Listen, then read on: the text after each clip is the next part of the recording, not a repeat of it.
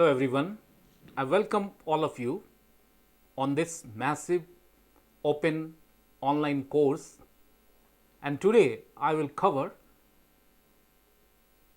the topic Metasomatism.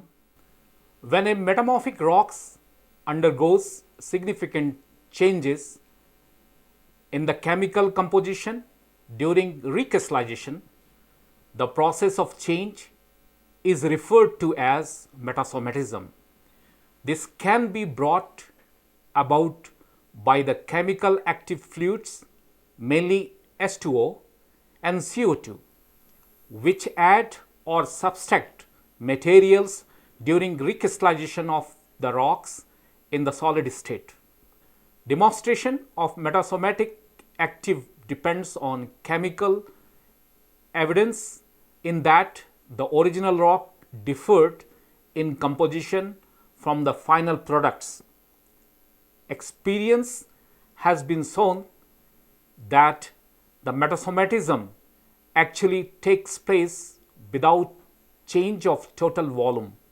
This is highly significant in that metasomatic reactions are not quantitatively represented by the conventionally simple equations, which balance equal weight of materials on the reactant and product sides without taking volume changes into account. In metasomatic processes, the principal chemically active fluids or volatiles constituents are H2O and CO2. These hot gases and solution can carry ions in solution and affect mineral transformation along their paths. In extreme case, metasomatism can completely change the composition of a rock. For example, in the conversion of limestone into magmatic ore bodies at contact of igneous intrusions. Goldsmith and Ascola recognize 5 principal types of metasomatism. First, alkali metasomatism. Second, lime metasomatism. Third, serpentinization. Fourth, iron magnesium silica metasomatism.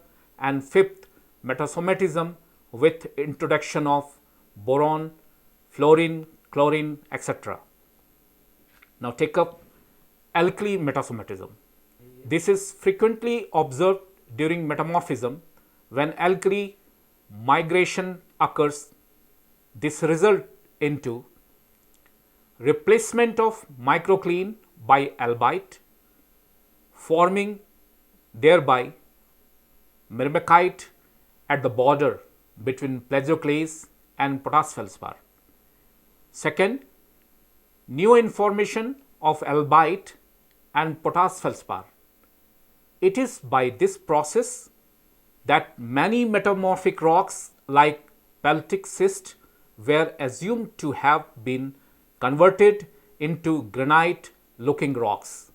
This process is called metasomatic granitization. Many batholiths size granite rocks were attributed to metasomatism, in which significant amount of sodium, potassium and silica and H2O were introduced into solid rocks, removing other as basic fonts or concentration as a complementary change. It is for this reason that many granitic rocks show some passive contacts with metapelites. On the other hand, many china clays deposits are the result of the metasomatic alteration of granite. In this process, the feldspar is altered into kaolin. Potash feldspar plus water give rise to Al2SiO5 OH2 plus K2O plus 4SiO2 by what is called sericitization and kaolinitization. Many authors like Carmichael in 1971 consider the alteration of andalusite Al2SiO5 into muscovite by potash metasomatism.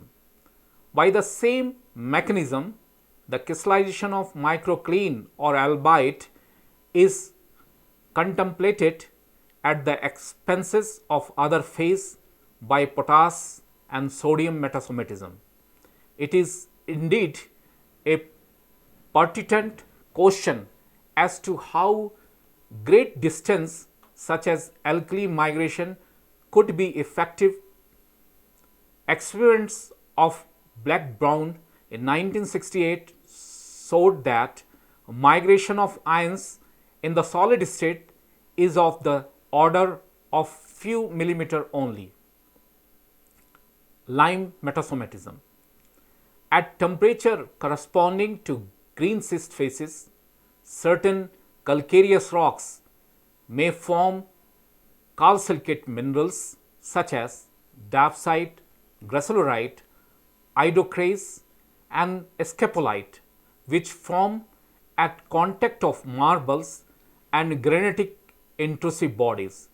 These rocks of the contacts are called scron, scant terms of West.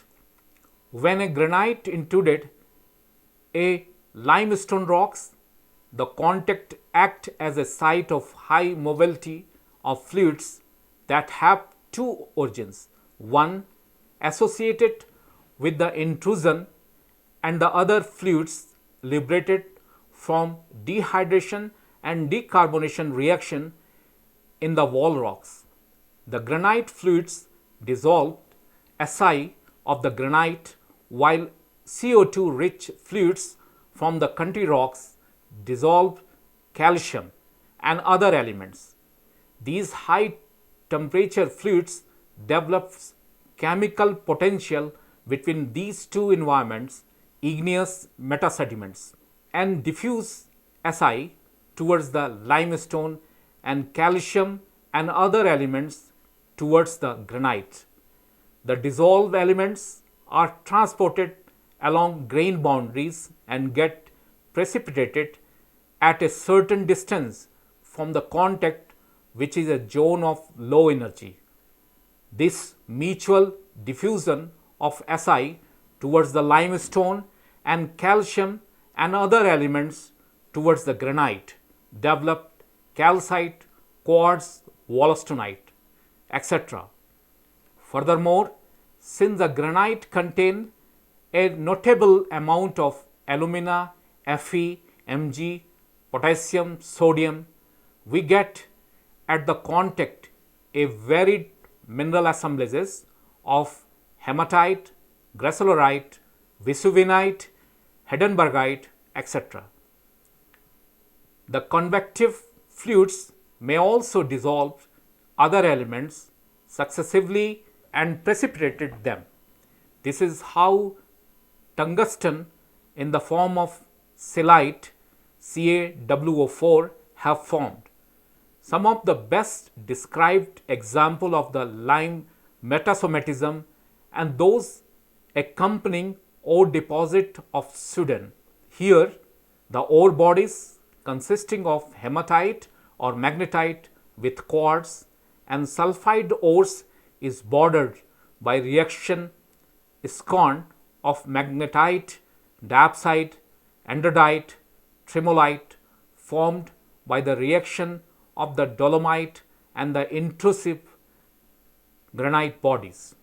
Similarly, Magnuson in 1966 assumed that parent material to have been sedimentary iron ores along with limestone and dolomites that were altered by regional metamorphism.